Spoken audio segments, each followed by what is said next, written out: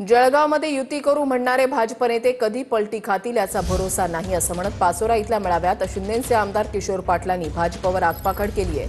सेनेच्या पाचही आमदारांनी ठरवलं तर जळगाव जिल्हा परिषदेवर शिवसेनेचा अध्यक्ष बसेल असं म्हणत भाजपला आव्हान दिलंय। जळगाव जिल्ह्याकडे हे सांगता फक्त आपण युती करून कवय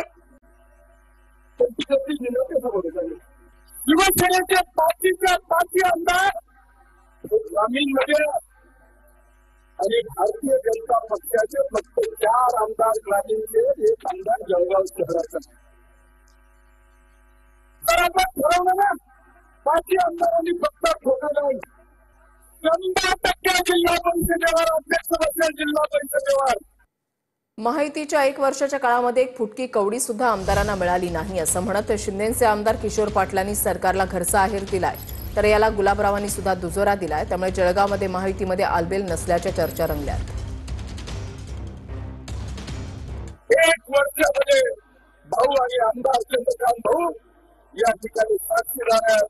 मात्र 1 वर्षात एक फुटकी कवडी सुद्धा या युतीच्या काळामध्ये या आमदारांना मिळालेलं नाहीये।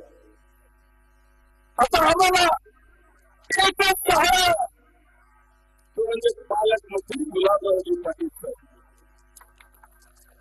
त्यांचा नाव बरोबर आहे। माझ्या मतदारसंघामध्ये भाजपने चांगलं काम केलं, यांच्याकडे केलं, पण आप्पाच्या मतदारसंघामध्ये केलं नाही हे मी पण मान्य करतो। आणि हे करत असताना माझ्यावर एक वेळेस अन्याय झाला, तिथं मोदी साहेबांच्या सगळंच गोंधळ झाला होता।